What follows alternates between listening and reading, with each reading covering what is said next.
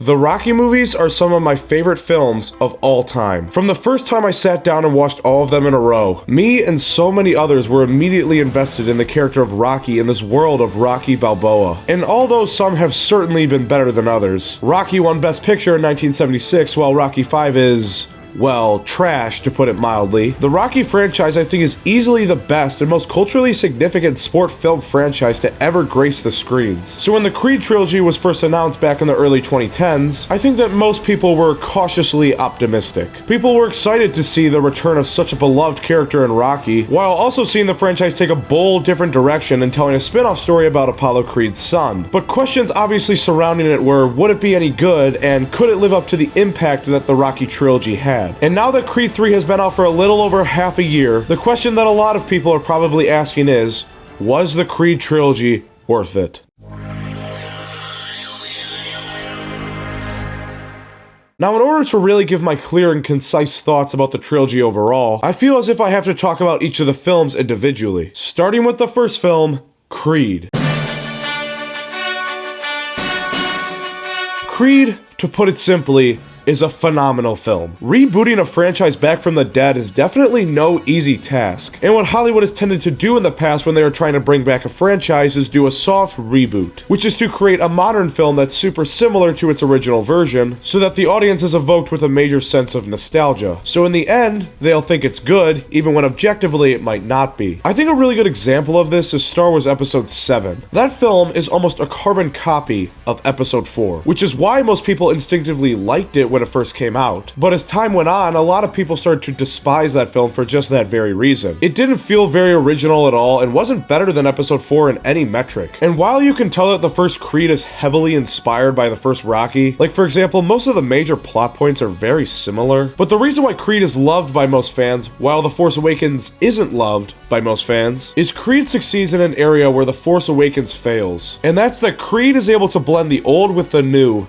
very well. So what do I mean by the old and the new? Well, the old obviously relates to everything related to Rocky and his life. Now, Rocky in this film is in a similar situation to when we last saw him in Rocky Balboa. He's an old, retired fighter who's still dealing with the grief of losing his wife. He owns a little restaurant in Philadelphia, and although most of the important things in his life have moved on, he's still never lost that charm and charisma that first made audiences fall in love with him as a character. And the new is everything related to our new protagonist, Apollo Creed's son, Adonis. And it's through Adonis that we get that sense of the blending of old and new. Adonis's journey that he goes through in this film is very similar, almost identical to the journey that Rocky went through in the first Rocky film back in 1976. They both start off fighting in bars trying to make some extra money, they both fall in love with a local woman, and they both get the chance of a lifetime to fight the world champion, which will change their lives forever. And because of this similar journey that they shared, we get that sense of nostalgia. But the character of Adonis Creed is very different from that of Rocky Balboa, which makes this journey also feel very fresh and new. But the best part about Creed for me was the relationship between Adonis and Rocky. In particular, what they were able to offer each other to make each other feel whole. From Rocky's perspective, Adonis sort of becomes an adopted son to him. Through Adonis, he feels almost young again, and that he's gained a new purpose to his life when it seemed to him that he had no purpose left. Which makes the I fight, you fight section of the film even more powerful because he learns to realize that he doesn't want this newfound purpose to be taken away from him, which is now being threatened by his cancer. From Creed's perspective, through Rocky, he's finally able to get the sense that he has a father, something that was taken away from him before he was even born when his true father was killed in the ring. And this sense of the two needing each other to be one whole is what I think is at the heart of this film. Another thing that Creed does really well, in my opinion, is something that the first two Rocky films do as well, and that's that they do a very good job of making the city of Philadelphia feel like a character in of itself. And while the experiences Rocky and Adonis have in this city may certainly be different, for example, Rocky has a very Italian-American upbringing. He's very involved in the Catholic Church, the people he surrounds himself with are all Italians, he's always hanging around the meat market, and Adonis has a much more African-American experience. He hangs around places predominantly with black people, surrounds himself with mostly black people, and trains at gyms that are predominantly black, but even though they have these different experiences, they still walk the same streets. They both start their journeys at Mighty Mix Gym, and the spirit of Philadelphia just oozes off the screen, which helped give me a sense of similarity similarity between these two men's journeys that's deeper than just the narrative, but rather the fact that both of their journeys began in the streets of Philly. And I really like that the filmmakers decided to do that with Creed. This film is also masterfully crafted from a technical perspective. The cinematography of this film at times is gorgeous and really helps drop the audience right back in the Rocky universe. The action is also phenomenal. The final fight scene is so well shot and choreographed and really has what I think is a good blend of artistic filmmaking and realism. But the fight that happens in the middle of the film in particular, which is one continuous shot that doesn't cut for the entire fight, is probably one of the most technically impressive sequences I've seen in modern cinema. The score by Ludwig Göransson is also extremely good. He does an incredible job at blending the classical Rocky pieces with his own new classical style score, while also implementing hints of modern African American musical expression. And the result, I think, really worked well with the film, and it brings a fresh emotionality to a lot of the scenes. Overall, Creed is just great in almost every single way. It was able to revive this franchise so well, and it does better than any other movie franchise reboots I can think of off the top of my head. And as a result, Creed set a very high bar for the inevitable sequel and next chapter of this video,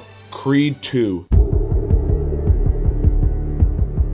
Creed 2 was one of my most anticipated films when it came out back in 2018. After the monumental success of the first Creed, I was intrigued to see how the filmmakers would continue the story of Adonis and Rocky. The trailers for the film also looked really good and teased the fact that we'd be getting the return of a legacy family name as our antagonist, which just made me even more hype. And after seeing the film, I think that most would agree that Creed 2 is good, but it's not quite as good as its predecessor. There's a lot of character and pacing issues, but surprisingly it also improves on the first Creed in certain areas which I didn't expect. The major thing that stuck out to me about Creed 2 was the quality of the protagonist decreases from the first film, while the quality of the antagonist actually increases. Let me explain. In the first Creed, we had a very strong character dynamic between Rocky and Adonis, and in this one, it doesn't quite reach the same level of emotional impact. And I think that that largely has to do with the fact that Rocky kinda takes a back seat in this film. And sure, that may be because Rocky and Adonis are at odds for a large section of this film, and the story was written that way, but regardless, Rocky taking a back seat almost makes it feel like there's a piece missing. And I'm not saying that Adonis isn't a strong enough character to lead the film on his own, but that bond that was established between Adonis and Rocky in the first Creed was so strong that it kind of feels like there's a piece of Adonis' character missing because the character relationship has become so essential to who we know him as. Adonis overall in this film to me is not as interesting as he was in the last one, which is a shame considering the subject matter of the film. And I think it largely has to do with the fact that the second act of this film is very slow,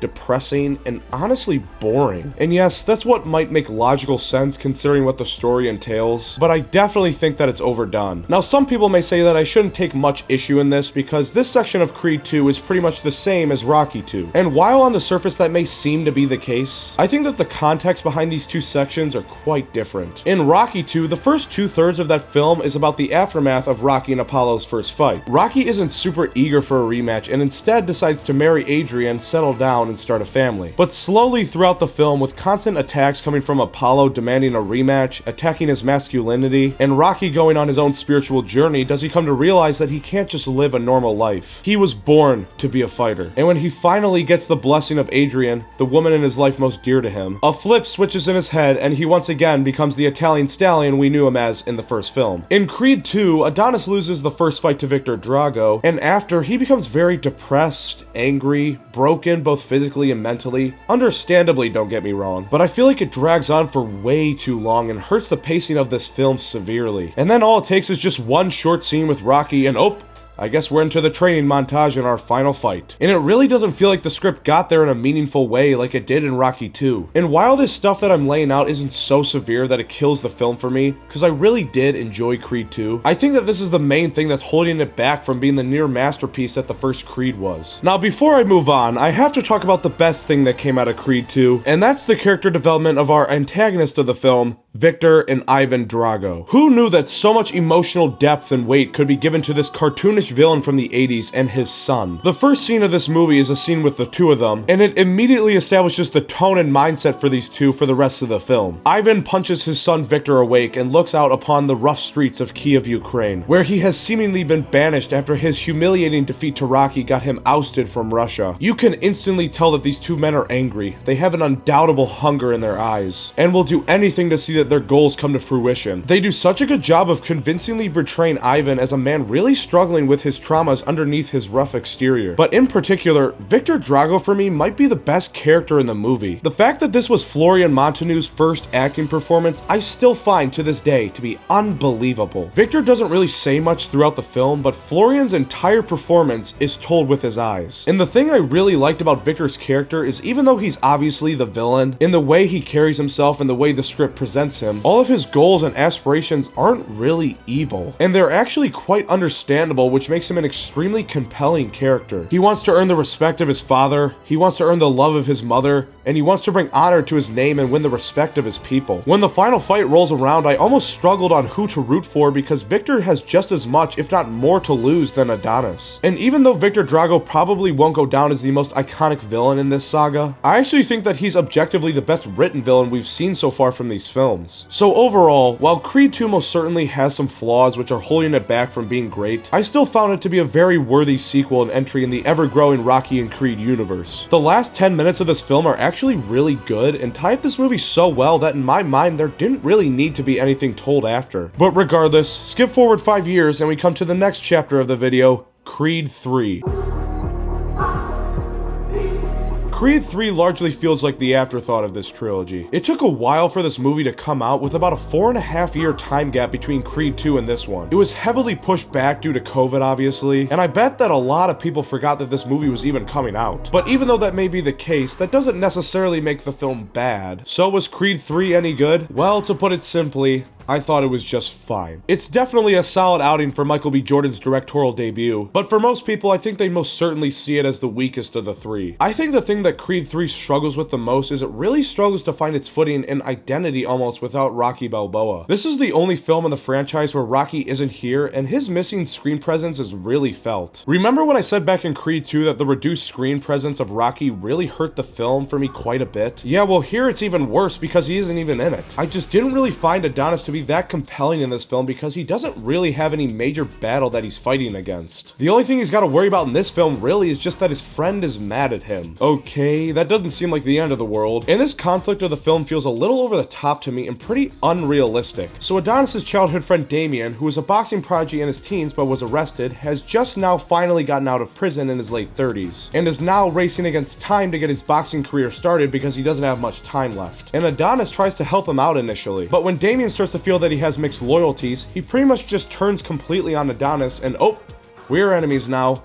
What? And it's written this way because it said that Damien is extremely jealous of Adonis because he felt that he lived the life that he was supposed to live. And this might be believable to an extent, but I still find it to be unrealistic that childhood friends would become sworn enemies over something like this. I just don't see why he'd want to take all of his anger out on Adonis and try to take everything away from him. And it just felt extremely forced. I think this film would have worked a lot better if they just made these two sworn enemies to begin with. Damien would still be the childhood prodigy in his youth, but instead of being friends with Adonis's kids, he actually didn't get along with Adonis Creed at all. And when he finally gets out of prison all of those years later, he's out for blood because his childhood enemy lived the life that he felt like he was supposed to live. So that's my main gripe with the film. So does Creed 3 do anything well? Well, from a technical perspective, I thought this was a well-crafted film. One scene that I'll highlight is the final fight scene between Adonis and Damien. Now, this wasn't my favorite fight scene out of the saga by any means, but where I'll give it props is I do think that it's the most creative. And one way that's able to achieve this is the way that it's shot. In particular, a large section of this fight is crafted to look like a sort of dreamlike sequence, which I thought was not only visually stunning, but also very fresh and new from a creative perspective. It's also very apparent to me that this film had very heavy anime inspirations. And I really got that sense just by the style in which Damien fights, the way that some of the action is shot, and the way in which some of the blows to the body are filmed give it a very hyper-stylized sort of feel. And I honestly kinda dug it. This film, similar to Creed 2, also wraps itself up very well. This time around, it really does feel like the end of Adonis' story. I'd honestly be shocked if they announce a Creed 4, and seemingly the Rocky Creed franchise has come to a natural end